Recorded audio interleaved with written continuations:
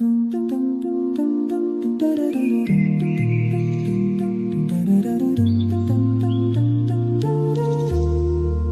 Sobat Literasi, perkenalkan nama saya Arif Zulkarnain.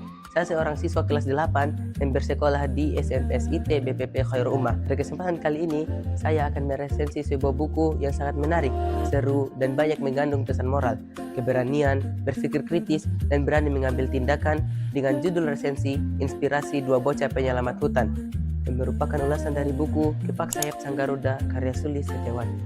Buku ini diterbitkan oleh Adicita Karya Nusa dan merupakan cetakan ketiga yang dicetak pada tahun 2013 oleh Mitra Gama Widya.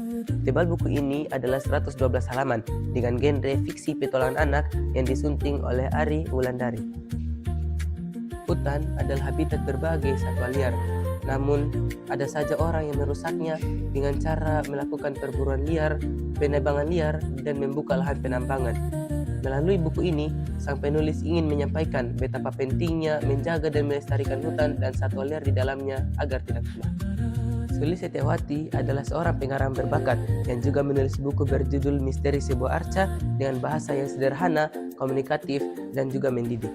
Buku ini menceritakan tentang kisah dua bocah SD bernama Gandung dan Kelik.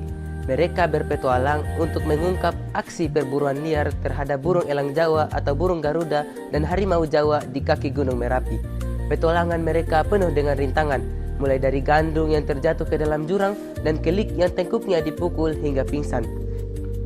Buku Kepak Sayap Sang Garuda adalah buku yang bertema petualangan anak dan memiliki banyak tokoh, diantaranya Gandung, Kelik, Sumi, Pak Wagiman, Mbah Suro, Mbok Bejo, Pak Bejo, Mbok Jumila, petugas dari BPTK, PMI, Satkorlak, dan Karang Taruna. Gandung dan Kelik adalah dua tokoh sahabat pemberani yang bersama dengan Pak Wagiman dan Mbah Suro menyelamatkan hutan dari 3 pemburu kejam, yaitu Poyo, Beni, dan Tommy.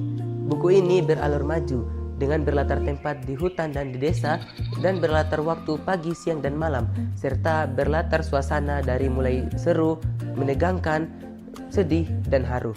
Buku ini menggunakan sudut pandang orang pertama, kedua, dan ketiga dengan bahasa yang sederhana dan komunikatif. Namun ada beberapa kata bahasa daerah dan majas metafora yang sulit dipahami pembaca. Buku ini juga memiliki banyak pesan, mulai dari pesan moral, pesan pendidikan, pesan agama, pesan budaya, nilai keberanian, dan nilai ketaatan hukum. Buku ini memiliki banyak kelebihan. Yang pertama, sampul pada bukunya telah menggambarkan bagaimana isinya. Dan yang kedua, terdapat banyak gambar di dalam buku ini sehingga memudahkan pembaca untuk mengilustrasikan kejadiannya. Yang ketiga, di dalam buku ini banyak mengandung pesan moral dan pesan pendidikan yang dijelaskan secara rinci sehingga dapat menambah wawasan pembaca. Yang keempat, karena buku ini berlatarkan di alam, dicantumkan juga pasal-pasal tentang alam di dalamnya. Yang kelima, setiap kata-kata yang sulit dipahami ditandai dengan tulisan yang berbeda dan diartikan di dalam glosarium di belakang buku. Adapun kekurangan-kekurangan di dalam buku ini, yang pertama, ada pemilihan diksi yang kurang tepat di dalam suatu kalimat, sehingga membuat kalimat tersebut kurang jelas maknanya. Yang kedua, walau ada glosarium di belakang bukunya, tetapi ada beberapa kata bahasa daerah yang tidak dituliskan di dalam glosarium, sehingga menyulitkan pembaca. Dan yang ketiga, buku ini banyak menggunakan kosakata bahasa Jawa, sehingga tidak dapat dipahami oleh semua pembaca. Buku ini sangat direkomendasikan untuk dibaca oleh semua kalangan, baik orang dewasa maupun anak-anak, karena di dalam buku ini terdapat kisah petualangan yang seru juga mendidik, serta terdapat banyak pesan moral dan pendidikan yang dapat menambah keberanian dan wawasan pembaca. Karena buku ini bagus, saya memberi rating 8,5/10 untuk dibaca. Teman-teman, hutan adalah habitat berbagai satwa liar yang harus dilindungi. Semoga dengan membaca buku ini, kita dapat berkorban demi menjaga kelestarian hutan dan hewan liar yang tinggal di dalamnya.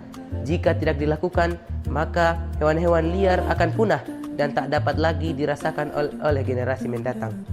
Demikianlah hasil resensi yang saya bawakan. Semoga pembaca dapat mengambil hikmah dan pelajaran dari buku Kepak Sayap Sang Garuda. Sampai jumpa. Wassalamualaikum warahmatullahi wabarakatuh. Salam literasi.